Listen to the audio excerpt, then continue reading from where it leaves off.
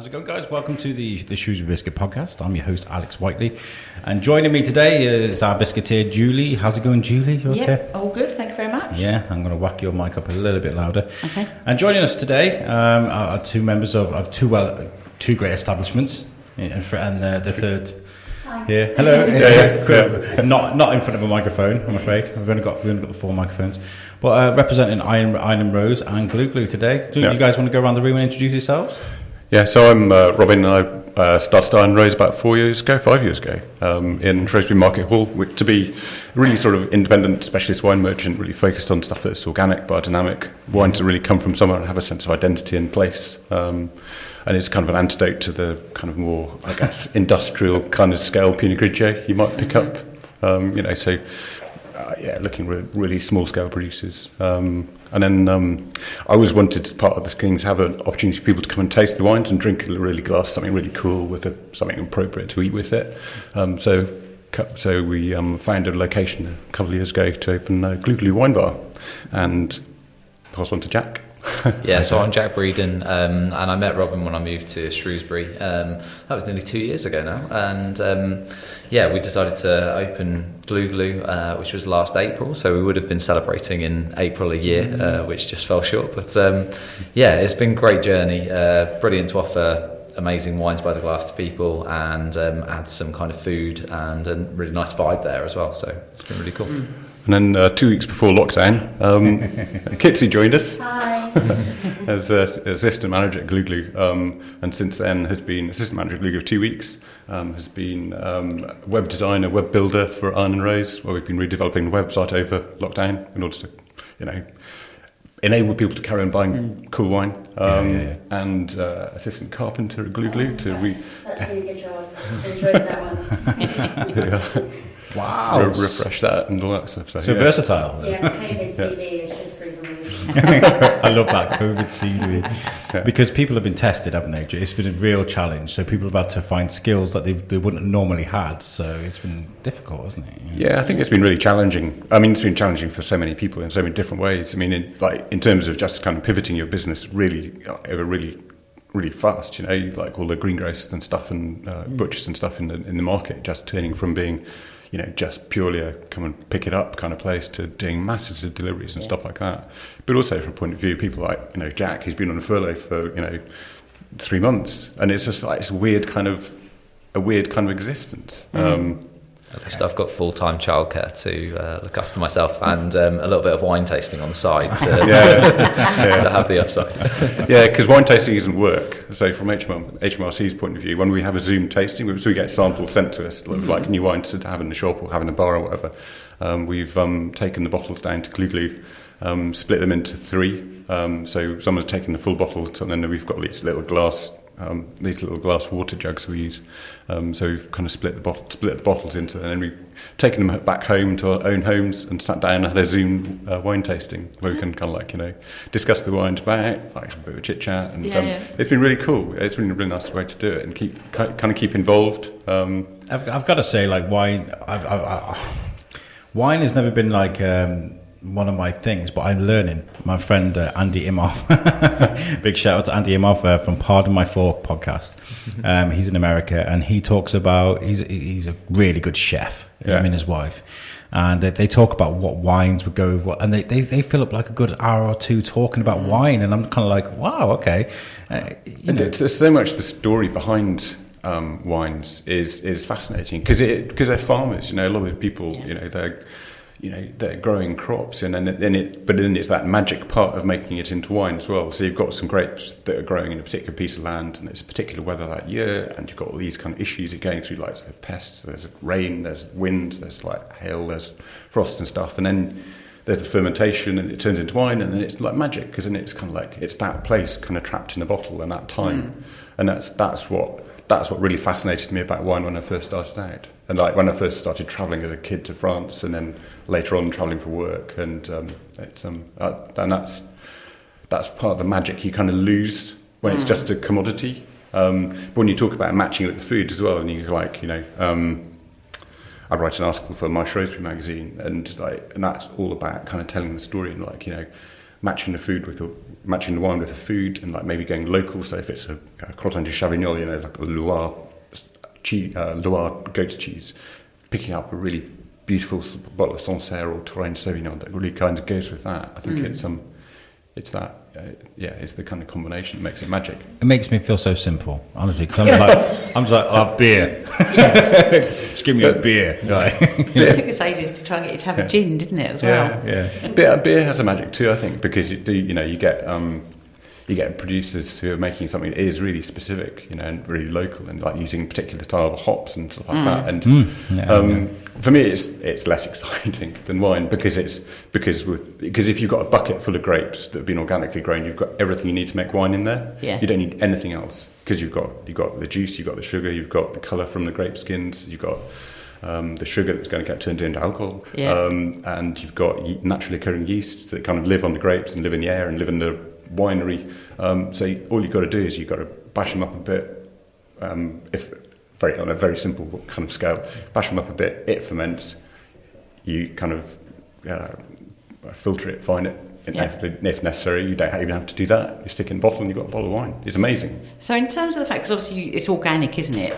The wines. A lot of what we do, the real emphasis of business is on organic stuff. Yeah. So for the people that aren't into wines or understand wines, and there's the go and grab a bottle from the supermarket. Yeah, and that's cool. You know, it's like But what makes the difference between the organic and non-organic? So is it part of the process of what goes in, or is it how the grapes are grown? It's more about, it's quite a whole, for a lot of producers we work with, it's a holistic approach. So it's about how the grapes are grown. So it's not using synthetic herbicides, pesticides.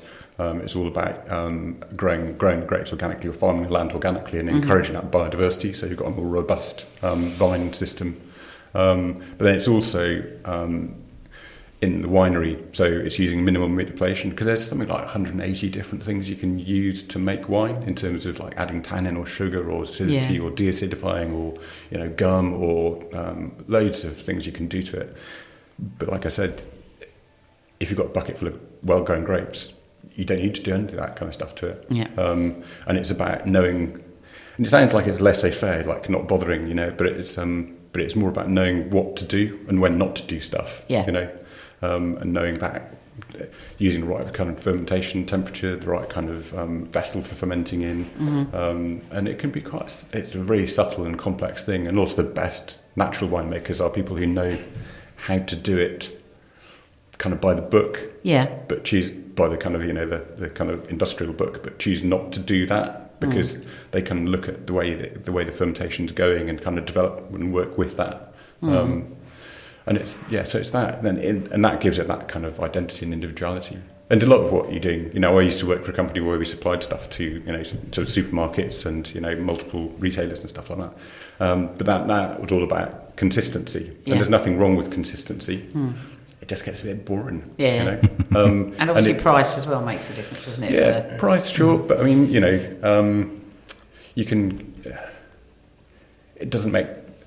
The economics of making wine the economics of wine in the UK are that until you start spending about £6 a bottle on a bottle of wine, the value of the juice in the bottle is almost nothing. Yeah. Between £6 and £10, the value of the juice in the bottle rockets because the fixed costs are the duty, the bottle, the shipping, the capsule, the label, and they are about sort of £5 or £6 really before you start. So obviously then there's very little to go back to the actual farmer and what you can do in the vineyards in terms of reducing crops, encouraging biodiversity, that kind of thing. So you have to be a very kind of a bit more kind of slash and burn but farming. I do know it's the only wine when I've ever had wine, because I don't drink wine anymore. I used to, but when I had organic wine, it was the only time I'd never had a hangover from wine, which I was like amazed, because we drank loads when there was a group of us away in Italy, and the little lady, we had a big like Airbnb property type thing we rented out, and she lived in a little hut thing next to it, and she had crates and crates of wine that she was making herself, selling it to us for like €2 a bottle, and you're thinking, this is going to be really grim. It was lovely, and the next and we went through loads, and the next morning not one of us had a hangover, and then she was saying to us, it's all organic, and there's a lot lower levels of sulfites, because one of the things you do, I mentioned like yeast when you're making wine, so the naturally occurring yeast are existing in the winery and on the grapes and stuff all around you. So you don't need to. The problem with those is they can be a bit random. They can go off in a little bit of tangent in the fermentation. So what if you want to make a consistent product, you need to zap those yeasts, those naturally occurring yeasts, with a dose of sulfur, sulfur dioxide, and then inoculate with your own selected yeast strain. So you'll choose a yeast that will exaggerate certain characteristics, so make your Chardonnays more buttery, or make your Chardonnay a bit more mineral, or make your Sauvignon Blancs more kind of cat's pee, blah blah blah. And also then those yeasts go from the start of the fermentation to the finish very quickly, and there's no deviation. It doesn't get stuck. It doesn't kind of slow down and do unexpected things. It's a very straightforward fermentation, so it does what you expect. Do you know what? Oh, this is fascinating. When somebody can just reel off these facts without going, hold on. On page 85, it says that when someone can reel off those facts, they've got a passion about it. I am slightly obsessed. Oh, okay. There's a fine line, isn't there? Yeah. There is a fine line between obsession and stuff. But yeah, once you kind of get. Go on, sorry. Go on. But that's really what we fixed. And then when I was working for this last company where I was supplying supermarket, I did an MBA while I was there at Aston Uni. I was living in Shrewsbury. I was back in Shrewsbury at that point. And kind of thought it put me in a bit of a weird place, because I thought I don't want to carry on doing what I'm doing at the moment, like travelling the country selling wine to supermarkets and blah blah blah. Maybe I should get a proper job and go and wave my MBA around and listen to me, I've got an MBA, do what I do, and I'll take my fee and I'll bugger off. But then I thought, actually, I kind of love this, and I'm really excited about it. And I thought Shrewsbury was really developing as a town in terms of its receptivity, if that's a word. Yeah. It's a word now. It'll do for us. To stuff that's really interesting and local and has provenance and that kind of authenticity. And you look at other producers around here, like Sarah Appleby and Martin Moyden and Will at Shropshire Salumi, and Sitch Farm and all those kind of people who are making, and Tom at Paso Primero, who are making wines that have a real, producing stuff that has a real sort of authenticity and individuality. And I think there's a real strength locally to that kind of thing. So I thought, well, I'll give it a go and see how it goes. And so it started in the market hall, because it's low cost. There's a low commitment. And never take out 10-year lease. But that's the good thing about the market hall as well, because all those different stallholders in there, and particularly obviously the restaurants in there now. I know from obviously working in there as well that everyone purchased from other people in there. All those other local producers that you've just mentioned. So. There's a lot of support within the market. I mean, Ali Ollie people buy their wine from us to sell in the market, and and Gin Different, and so that's really cool. And when we do openings, we sell wine by the glass, but encourage people to go and buy some stuff from other people to drink and to eat with it. There's something really special about the market hall. We've always said that, haven't we? There's a really nice vibe, and I feel like somewhere where sophisticated people to go and get sophisticated things whilst having a bit of fun. It adds something to it. But also you can do everyday shopping there too. You can get some fantastic fruit, veg, and bacon off next door. And that's what I said. I've been doing through the whole of lockdown. I've not been using the supermarkets. I've been going to the market hall because it's been lovely and empty. That's cool. So let's talk about when you first started, say 5 years ago, when you opened in the market hall. Obviously, Shrewsbury is sophisticated on the whole. There are a lot of wine drinkers and people that like that sort of thing. But you already had tanners here, right? The big boys. How was that opening up against them? We're there's a lot of competition in the wine world. I suppose we are quite young and quite nimble, and we do some quite funky stuff. And when I actually first moved, I was born and brought up in Shrewsbury and lived down in the southeast and lived in France for a while, and then met my wife in Colchester, and she got a job up here, so we moved back to Shrewsbury. And when I first moved back, I did actually work for Sanders for a couple of years, until I left and went off to work for this importing agents and stuff. And I think one of the issues for really established companies is that you have quite a fixed customer base, and they almost hold you where you are, because you can't risk losing that customer base. And so sometimes it's quite useful to have to be the guerrilla operator. Sort of mean. You come to be, we're not them, we're somebody else. So we've picked up quite a lot of on-trade business. So people like Seasons and James Wild, Shropshire, and people like that, who wanted to do something that wasn't everywhere else. And had that real and had wines that kind of matched their sense of their priority and having something with a sense of place. So sometimes it's quite good to have a foil to work against, and to be not them. And as a business, we're very different in style. They're quite. What they do is they have an amazing range of very traditional kind of stuff, but it looks quite traditional too. And I think that can be quite off-putting. And I was really anxious to have. Wine's supposed to be fun. It's not supposed to be some big intellectual exercise. Although I'm a bit obsessed. But it is supposed to be fun, and so I wanted it to be approachable, and that was the other thing about being in the market as well. Is there's no front door. People can drift past, they can look at what's on the shelf without having to make any kind of commitment about opening the door and being intimidated by coming to somewhere where it looks really kind of specialist. And this is what I wear for work, jeans and t-shirt, and it's what most of the producers we work, in GlouGlou it's jeans and t-shirts. I mean, they're quite cool t-shirts, but they're cool t-shirts. But it's pretty fun, really. Your demographic when you first opened 5 years ago, and then now, have things changed? I think it's not. In the Radio 6 term, it's not a demographic that's restricted by age. Yeah, I think it's restricted by outlook, really.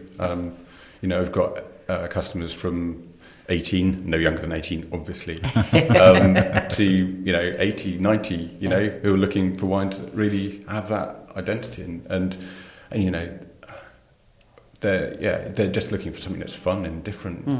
You definitely see that reflected in the tastings as well. I think one of the things that brings you close to wine when you don't really know much about wine is going to a tasting and having the opportunity to try 60 or 70 different wines in a day, which might sound a bit overwhelming, but if you only have a small amount and take a little, a few good breaks, or keep spitting, even spits, which is the most important part, then you get such an amazing thing to see. And so I suppose a comparison as well with someone like Tanner's is, they do a very traditional style tasting, don't they, which is a stand-up kind of go around the room, whereas a tasting at GlouGlou is a bit more focused on something in particular within the kind of natural, organic kind of we style. drink it out of a horn. We've done some quite funky tastings that are based on geography as well. So we did one on volcanoes, so wines that have grown volcanic soils. Nice. And coastal wines as well. So wines grown right on the beach, pretty much, and just kind of look at how that connects different wines, and then or tastings focused with food as well. They match with food, with Ben at Osnosh. Which has been really amazing because his creativity within food is absolutely incredible, and to match with these kind of really unusual, unique wines has been something to behold. Can you guys line up? Say somebody just fills up wine, loads of red wine. Could you tell which one's which just by tasting them, where they're from, that sort of thing? Can you guys have competitions with each other? I mean, that was part of the wine quiz that we put on, and I think there were something like 5 points to get from each wine, and there were 5 wines, so 25 in total on a blind tasting. I think the most that someone got was 2. There were a lot of good wine drinkers there, but it is really hard, isn't it? It is really hard because there's so many different varieties. And on a good day with the following wind, you can kind of I've tasted a lot of wine over the years, and I can kind of narrow it down to country and maybe grape variety and things like that. And on a really good day, I was really lucky when I was doing my wine exams, because there was I was working for a company then where we did a lot of tastings too, and the wines that came up in the blind tasting exams I tasted the week before from a particular producer, so that was downright luck, and got me a really nice scholarship. And I often think it's that immediate response to a wine. You kind of think, oh, that reminds me of such and such, because perfumes remind you of certain individuals and stuff like that. So it's that image. But I think it's interesting. One of the brilliant. I love playing wine options, which is you kind of get everyone to stand up in a room, and then you serve them a glass of wine, and you ask a series of either or questions about them. So you say, is it, it's obviously, is it red or white, but does it come from the northern hemisphere or southern hemisphere, and then you kind of narrow it down further and further and further. And it's a fun, and as people get the answer wrong, they sit down. And it's quite interesting. It's like the 20 questions. But it's quite a hard thing to. And I played it once with a friend who's also in the wine industry, having a wedding down in London, and they played it at their reception, their wedding reception. And I was sat on a table with a bunch of people in the wine industry, a load of producers. There were some guys from New Zealand and France, and and we all went out in the first round because we just like overthank it, and it was it's quite. There's probably a lot of pressure there as well, though, isn't it? Yeah. These guys know what they're doing. Everyone's looking at you. Right. Yeah. So you get wines delivered to you from around the world, I guess. Yeah. So during the COVID-19 thing, has distribution been a problem for you? It's been distribution's been a bit of an issue, especially some stuff from Southern Italy has got a bit taken a long time. Yeah. And some producers not being able to get to the wineries to label or bottle or whatever. But generally speaking, it's not been too bad. Distribution out has been an issue. When we first, delivering to customers, when we first started, I actually stopped using couriers for a bit because they were just so stressed. I just didn't think, and they were so stressed delivering, especially the local courier I was using, they were so stressed delivering medical stuff. Yeah. I thought it just was not fair to start, piling boxes of wine on there as well and giving them a hard time for not delivering in 24 hours. It's like, but you said.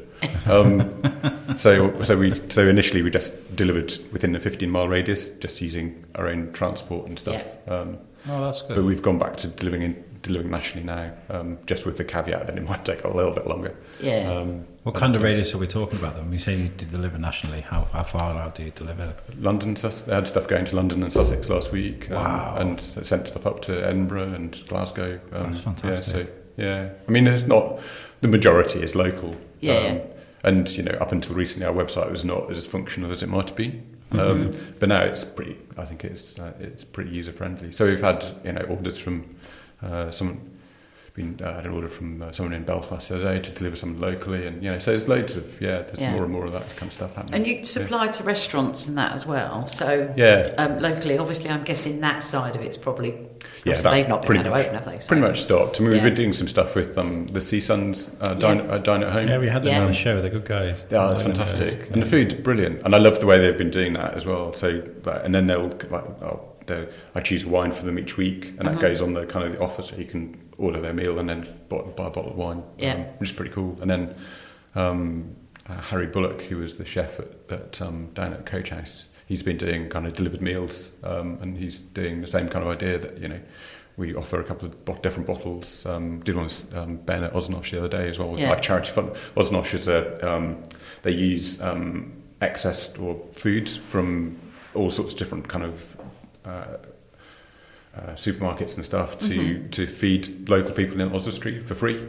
Right. And it's incredible kind of organised. So they have funding from local council and stuff, but also the Portionosh by Osnosh was a fundraiser event last weekend where they delivered out to a bunch of people to try and raise money to support their work as Osnosh.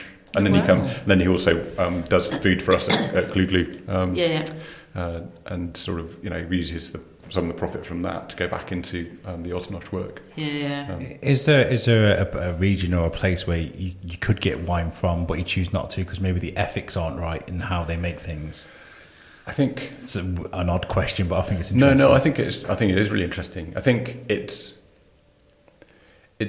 hard to generalise. I think that there are countries where there's still issues, particularly South Africa, South America, I think can be difficult. Yeah. But individual producers have a very holistic kind of approach to it, and very integrated with their community. But I think it is really hard. I mean, I was thinking about, the Black Lives Matter, and I was thinking about the number of producers that we work with, who are, it's just tiny, But I'm not sure whether that's because that's just the fact of life in the wine industry as it stands, or because it's a more cultural kind of thing, or that works for everything, though, really, doesn't it? Put my hand over my mouth while I'm talking. Anybody think I'm an experienced podcaster? No, that works for everything. Coffee, Nestle, or any of these things. Like, are these things made ethically? Like, I like all the fair trade stuff that goes on. Because I think it's got a really good point that the fact people should be paid fairly and they should be treated right, Absolutely, definitely. I mean, I think that because our stuff is a wee bit more expensive than then there is more money going back to the producer, and I think that is key. Well, that's what I mean. You get what you pay for in them situations. I think if you pay for a good service and you get good service, then what's the problem? Exactly. Great, Well, it's the same with food and drink, though, isn't it? You're going to pay for a good meal if it's a good meal. A lot of effort's gone into the creativity of what to put in the ingredients, how the ingredients are grown, where the ingredients are purchased from. Why wouldn't you? Yeah. Like you say. And then obviously, from Iron Rose comes your new baby, GlouGlou. You say like just a year old. Just missed it with the COVID-19 thing. What made you want to branch out into a restaurant? Was it just like easy for you? It was just like natural progression. It's about giving people the opportunity to have a really good glass of something with some appropriate food. Really, I mean, it's much more kind of wine bar than restaurant, and you can come in just for a glass of wine and just a little bit of salami or cheese or whatever, or just a glass of wine, or you can come in and have like a full evening and really, plenty to eat, and we were really keen to have like wines on by the glass that were really interesting and potentially more expensive as well. So you can, because it's still, it's a lot of money to spend on 30 quid on a bottle of wine, and if you're not sure you're going to like it or not, but you can come in and have a glass for $7.50 or whatever, then that's cool, and it reduces the risk, but gives people an amazing experience. So it was all so that was all part of the idea. And GlouGlou is like GlouGlou means glug, and it's kind of from French songs. I was just about to say, where did you get the name from? It dates back to Molière, actually. There's a poem by Molière, or a story by Molière, called The Doctor and Me, and he talks about the petit glou-glou, your lovely little delicious things. But it's now involved in quite a lot of French drinking songs, and at the end you have to you can't see it on radio obviously, but so you do go glou glou glou glou. It's so you do. But I love drinking games. We did this thing called Fuzzy Duck. Where you Ducky Fuzz, Fuzzy Duck. Yeah. I was like, we need to teach Timmy that, and my wife looked at me. I was like, not with alcohol, like a duck goose type thing. So what are your plans for sort of reopening? I mean, I know you've opened back up in the market hall. What are your plans? I know obviously it's all about the different announcements daily. I guess we're looking to that. I know that tomorrow we're hoping to see exactly what's going to happen, and being a small venue, I think we won't be as affected as somewhere that's absolutely huge or has multiple locations, so we should be okay to open pretty soon. I suppose it just depends on distance, really. We've got a little outdoor bit that we can use, and then inside's quite spacious, and hopefully people will come and want to enjoy a glass of wine somewhere outside of their house or their garden, because I think we've all been doing that through lockdown. And we're also looking at like pushing more of a take-home option as well. So we want to do GlouGlou chez vous. So you can. We want to get some 15-minute egg timers as well. So if people coming through the door, you give them an egg timer. So they reduce their contact time to less than 15 minutes. Then they can get a sharing board in a box to take out. So it'd be full of Shropshire salumi cheese, salumi, not salumi cheese, salumi, Applebee's cheese and things like that, and kimchi, and really nice kind of sharing board. And then a bottle to take out, obviously, and also a link to a Spotify playlist. Because we got vinyl. Wow, that's amazing. We play a lot of vinyl in the bar as well.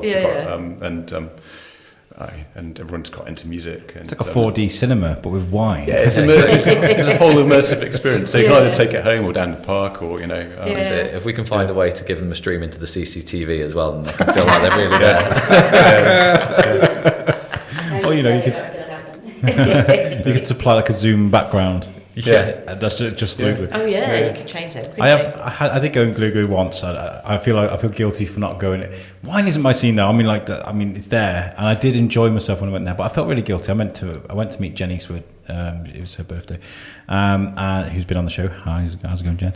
And I had water. I felt really bad because I drove, so I was like, I didn't get to taste the wine, so I felt really bad. But your place is very comfortable. It's very relaxed. We sat in the far right-hand corner where we would just sit and chill. And we sat and we chatted for hours. I was sitting drinking water, and I was just having a great time. It is the aesthetics are great there. It's good atmosphere. Yeah, I'm really pleased. And really, I would say nice the kind of reception we've had in terms of just that kind of relaxed vibe, and people feel happy to come in on their own or with a group, or and just spend some time chilling. And Jack, how have you found running it this year? Or was it like at the start? Was it?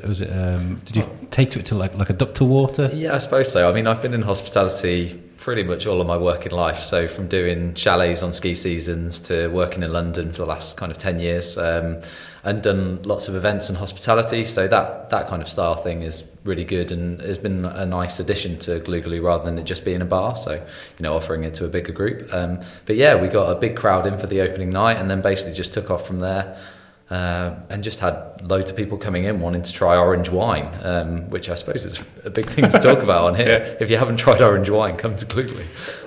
As in the colour of it? Yeah, so you've got your usual categories of sparkling red, white, rosé that everyone's so fay with, but then you add on orange, and you think, well, if you haven't tried it, come and try it because it's something a bit different, a bit unique, a bit funky, and yeah, a lot of people really like it as well. With things that are fermented like kombucha coming to the market. I think they're kind of ready to try something and take on something a bit new. It's like Lucozade, but it gets you drunk. Well, I agree with whiskey. They're made like you're going to make a red wine, but using white skinned grapes. So with red wine, you crush the grapes and then you ferment the juice in contact with the skins because that's where all the colour is. Because most red grapes have clear juice and clear flesh. But to make a white wine, what you normally do is you squash the grapes, you run the juice off, and then you chuck away the skins, and then you ferment the juice without any skins in it. So it's but to make an orange wine or something that they call skin contact or skin contact wines, you ferment the juice in contact with the white skinned grapes, with the white skins of the grapes, and it extracts what colour there is in the skins. Oh. And often there is quite a bit of colour. They're kind of like Gewürztraminer in particular is like kind of quite pink and freckly. They're really pretty grapes. Gewürztraminer is not a made-up name, by the way, for anyone. And then it extracts quite a lot of colour and also a little bit of tannin, that kind of structure you get in red wines. Yeah. And often they have a sort of almost kind of slightly sour kind of edge to them, which is really lovely and goes really well with food as well. Actually, like a variety of foods, but they're quite cool. So what's the sort of like? Is there an overall sort of overall underlying taste then with the orange wine?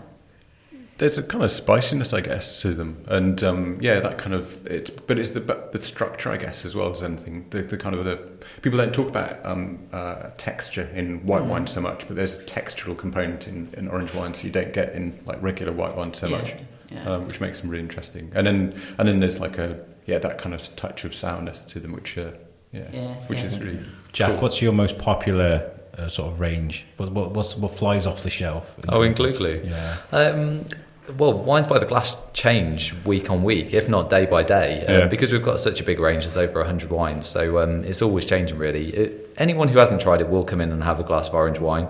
In the summer, definitely rosé or fizz. I mean, there's a great range of fizz. We've usually got 4 open, so there'll be cava, definitely a prosecco, sometimes an organic prosecco, and then a champagne of some variety. So yeah, they've always been popular.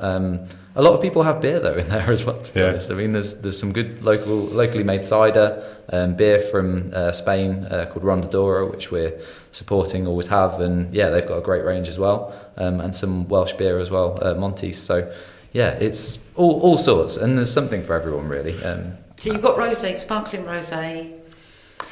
We always have like 4. Yeah, it just changes all the time, really. So there's always at least there's always 4 different sparklers on.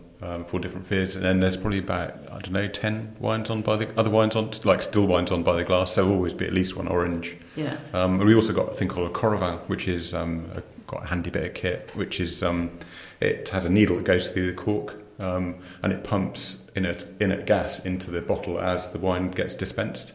So we're able to open some bottles of some really fancy, expensive things to sell by the glass without the wine being spoiled. Right, because they last a month, don't they? Yeah, at least a minimum. So I've tasted like wines that have been Coravanned, and then left for 6 months. I had a couple of glasses taken out of them by Coravin, and then 6 months against a bottle that's just freshly opened. Yeah. And you can't really tell much difference. I mean, there's a bit, but it's definitely not gone off. Because the only time I ever, because I've there's one, I don't know if it would be one of your suppliers, but when I went to the Loire Valley, there was we went into a like one of the big.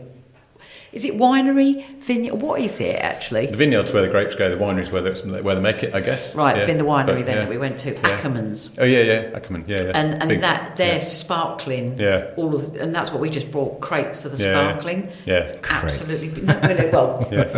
Well, you can bring Cases. quite a lot back Yeah, but it's on a normal day trip. and they have amazing cellars as well, don't they? Yes. In Ackerman, they make it built into the chalk, and Yeah. wicked. Yeah. No, it was better, but I've never been able to. I've always tried to look for it here. They produce quite a lot under other people's labels, so they do. Ah. So they do like a lot of producers like that who produce in quite a big volume. Also do like own label for people. Right, that's probably why I can never come. Yeah. But if you look on the back label, often it'll say Maison Bouteille par Camon, where Yeah. I tell you what, I need to find is someone locally that makes mead. I need mead in my life. I'm quite surprised there's no one making mead. I quite often get asked for mead, but A couple of years ago, I was doing some episodes of Thor's Kin, I think it was, my other show. Thor's Kin. I also have to do that. Thor's Kin. Most people know that. Some people, a lot of the listeners will know. I mentioned it on one of the shows, and some guy turned up at my door. Ed Crane, how's it going, guy? He bought me 2 bottles of homemade mead. It was the best experience of my life. I was just like, people are giving me mead. It's great because mead is good. What I love about GlouGlou, switching back to topic, is the prime location. People can come off the train on a good day when and they can either dive into a rowdy pub or they can go and sit in GlouGlou and have a nice quiet drink with their mates or their work colleagues and stuff. You got the option there. And I like that. Yeah, no, it's really nice. I mean, traditionally it's the wrong end of Shrewsbury. All the posh stuff is in the other end, and but I think that's changing. It's a more and gateway, more people isn't it? It's a gateway. Yeah, well, I'd say for people that don't know where you are, and if they obviously haven't driven through the town or walked fully through the town, but explain to people where you are. So we're just at the bottom of Castle Gates. We're bright orange, so you can't really miss us. And opposite Pad Thai Cafe, which is the bingo. Spot. Yeah, and the bingo. Yeah. Because obviously, as you come out of the train station, isn't there? There's the bull. There's Bull's Head, and then Tap and Can, Bull's Head, then the vaults. Barbers. Barbers is further up. Oh, right. Yeah, Okay. Barbers is just past us, but Pomona Grocery is just opposite us as well. That's right. Yeah. Yes. Yeah. So, it's great actually having them on our doorstep to have all our fresh fruit and veg from. Yeah, they've got some lovely stuff in there. the other advantage of being the wrong end of town is actually the rent and the rates are much lower. Yeah, of course. So from a purely pragmatic point of view, it's like in a commercial point of view, it actually goes back much, but it's quite a narrow front, but it goes back quite a long way. So the rent and the rates are actually way more affordable than they would be like on Fish Street or something like that. Yeah, of course.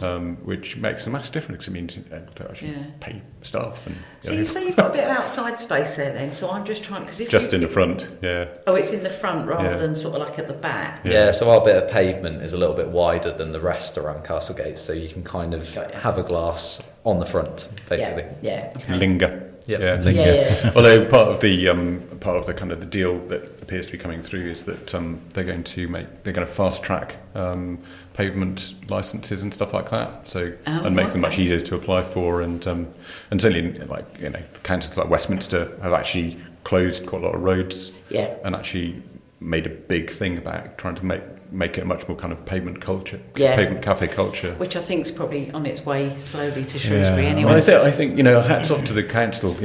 I've not been shy about criticising council in the past, but hats off to them actually seizing it and putting all those bollards up on Castle Gates and closing off High Street from 11 till 6, because it just makes it so much nicer place to shop. I never like to be negative on the Shrewsbury Biscuit, but I did share a post about how good the cop looked, just having the one side where you don't have to worry about somebody ramming you with a pram on the way down. Well, doing the social distance dance on a 1 metre pavement. Trying to avoid the traffic. With the bus going down that way at high speed, and then someone legging out. It's just. And I did share the post, and a lot of people were for it, but there were some people like, "What a waste of money." I was like, "They're cones." Yeah, they're cones, people. It's not a waste of money. I know, it is funny. But you'll always get that anyway. You're always going to get that. I think it's great. I mean, they've taken them off today. I don't know why the cones aren't there today. When I came up through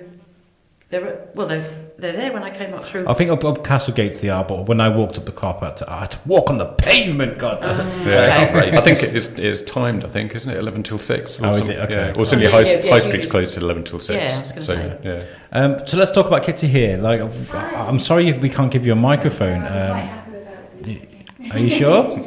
But we've only got 4 microphones, and the social distancing things we can't really share a microphone. I'm sorry, but I guess Robin can talk for you. Like, you brought her onto the team. How's that been? Oh, it's been fantastic. Yeah, really, really great. So Kitty was working at the Armoury before in town, and that's quite an interesting kind of varied career in the past as well. Yes, yeah. So moved to Shrewsbury 3 years ago. Started in the Armoury and loved just working with people, mainly food and beverage. But especially wine. So crossing over to GlouGlou has meant that I'm actually able to focus on what I'm truly passionate about. And for all 2 weeks of GlouGlou, it was amazing. All 2 weeks. That must be heartbreaking though, to bring someone in that's got the skills and the talent to be able to do it, and then 2 weeks later, you're gonna have to close your store. Yeah, it is. It's really. I mean, obviously it's for everyone. Of course, yeah. For the best of everyone, but it's it is frustration. But one of the as I mentioned earlier, Kitty's been doing web development, and we've got, so Iron Rose, we've got about 500 wines, I think. They keep growing, you keep ordering. I know, I can't resist. And for each one, we've now got all of them on the website, and Kitty's had the delight of going through, checking the grape variety, the region, and a little bit of background about each and every wine. So it's been a really amazing opportunity for Kitty to learn about all the wines. And you'd think that my knowledge would grow, but now I'm just completely wine blind. I've just seen too many. I think it's like one of those things, like it's like juggling. You kind of learn to juggle, and then you go to sleep, and then when you wake up, you can actually juggle. It needs your brain a little time to process, and you kind of understand. I don't know how you do it. I mean, we go day to day. We learn. I'll see you later. We listen to music, our favourite music, remember our shopping lists, remember to do our tasks during the day, the names of our family, and then 1,000 bottles of wine that you prefer to, and probably more. Like, how do you remember all that? It must be crazy. I can't remember my shopping list, so I have to put it on my phone. But, no other room in there. But it is about hooking on the stories about people like you've met or places you've been, and that's how you remember it, because you kind of, you look at the picture of the vineyard or the person you've met that was making the wine, or And that's how I remember it. So I think there's just something so interesting behind the producer, where it's come from, the wine, and it's just those little tags that you keep them in your memory. So reminds me of Michael Scott from The Office. He's holding the American Office, and he's Baldy, so he's Steve. He wears glasses, so he's Ralph. He picks out like flaws in people, but he says it openly in front of loads of people. So what's the plan now? I mean, obviously you're hoping you can open GlouGlou. What's the plan for the rest of the year to catch up? How are we going to do this? I honestly think support local. I think that's the message that has to go out to everyone. As soon as things open, try and vary it as much as you can as well. Visit lots of different places, and pick up a bottle to take home as well. Every little helps. So travel through your taste buds. You're not going to get any plane. I was supposed to be in Italy today. I would have been yesterday I was supposed to arrive in Pisciotta down in Basilicata, but I gotta say, but now nobody's going to be going anywhere. So come to GlouGlou, travel to Basilicata by having a bottle of Aglianico or whatever, and Are you going to do tastings as well? You're going to sort of kick them off as soon as you can. As soon as we can, as soon as you can kind of spread people out and work out how to do it and stuff. Yeah. Well, we've always done a tasting flight anyway, so that's having kind of a small sample of 5 different wines, and just a small amount. So it's the equivalent of a large glass essentially, but you get to go all around the world or something else, but a little explanation from us. So there's no reason why we can't do that, I don't think. Can't do that. I'm interested in your immersive box. So I really want to do it. I'm going to do it. I'm going to. So I'll be after we've done this. So I'm going to book a box, or I'll do that. It's been difficult for a lot of people in the town. Is there anybody that you would like to give a shout out that you've had particular support from, or that you've been supporting? I think, well, I want to give a shout out to all the people, the local people, like, that have been supporting Iron Rose, and carrying on buying wine. I mean, our retail sales have been amazing over the last few months. Everybody's been at home, they're like, wine! Yeah. But making the effort to actually kind of, bother to come and, order wine from us, or, phone us up or order on the web or stuff like that. That's been really, really encouraging. And it's great to see that kind of support. So yeah, that's who I'd like to shout out to. Fantastic. Brilliant. Yeah. Cool. Have you got anything to add, Jules? I have a question actually that I've always wanted to ask someone in the know, so I'm hoping you'll know this. What makes a bottle of wine? So when you get these like dusty wine cellars and somebody finds this bottle of wine from 1645, if it even goes back that far, and it's worth thousands, millions. Yeah. What makes it worth that much? I think, why is some wine more expensive than others? Yeah, I think really expensive. But really expensive. It's scarcity, I guess, isn't it? Because you think about it, when you think about like Madeiras that are still drinkable now, that were made in the 1800s, unless you can still drink them now. But you think about what was happening when that bottle of wine was made. It's just amazing. It's just like that is kind of history. Yeah. And you kind of think it was. It's the fact it's survived as well. It's gone through so much history. It's gone through 2 world wars. It's gone through endless conflicts. Yeah. And also growing grapes. It could have gone through some horrendous weather. Yeah. It could have been the only parcel to make it. So. Yeah. A world that's less polluted in some regards. Definitely. Yeah. And like you say, the scarcity of it, the fact that if it's the only bottle that survived and it's still drinkable. I mean, that's probably what's amazing, isn't it? The fact that it's still drinkable. Good recommendation. Drink it fast. Don't let it oxidise. Well, and I guess there are people that don't ever touch it, do they? Just keep the bottle. And often, yeah. Have you got an end of the world bottle of wine stowed away somewhere? No. That's a good idea. I should do that. But the problem is, I'm not sure it would be. I'll then spend until the end of the world trying to decide what it should be. It was Father's Day, obviously yesterday, and I did take home a nice bottle of wine for that. But then, it's like, how can people support you on the build-up to releasing GlouGlou? Like before they can physically come to you.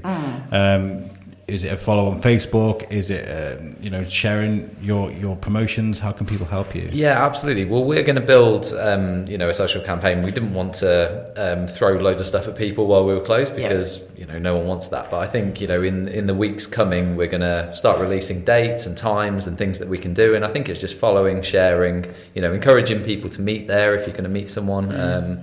Just get involved. Really, pop into Iron Rose, have a chat. Buy some wine. The Instagram and Facebook and Twitter is just GlouGlou_SY1. Yeah. SY1 because the idea is that maybe we'll be more GlouGlous in the future. So so we're gonna have a GlouGlou SY1 or GlouGlou_B1. When we're in Birmingham, or even though I'm not a wine fan, I do love GlouGlou, and I do wish you the best of success with everything reopening. And I will be coming in to taste some of your sparkling ones. Do you know what? I think we should do that. I think we should. We should. As a we team should work biscuit. our way around all the different people that we've interviewed that have got restaurants or bars. Good plan. Yeah. Big afternoon. Taking 2 days off work. Who's going to be the Desi driver though? We'll have to get taxi. No, we don't have a driver. Yeah, if it's in the town Support, centre. Support a local business taxi firm. Yeah. A very local one. Thank you guys for joining us today. It's been really nice. I'm glad I finally got you on because when I first started, I know. It's, I was like, "You want to be on the podcast?" I remember like it was yesterday because we went around the whole market hall. I gave a card to everybody, but it never happened, and that was like 2 years ago. It's been a bit bonkers busy. It's been amazing. It's been an amazing kind of ride. It's been exciting. That's what happens when you're passionate about something. It's great. Guys, make sure you check out our website. We are at www.theshrewsburybiscuitpodcast.co.uk. If you want to get in touch with us, suggestions, you want to come on the show, got any messages for Team Biscuit, our email is shrewsburybiscuitpodcast@gmail.com. And this podcast has come to you today from Biscuit Studios on the Parade. The Parade Shopping Centre is open. Come and see. It's like a bazaar at a time. You can come and have a wander around, find all sorts of trinkets and things. It's great. Thank you again, guys, for joining us. Thank you. This has been the Shrewsbury Biscuit. Peace out. Cheers.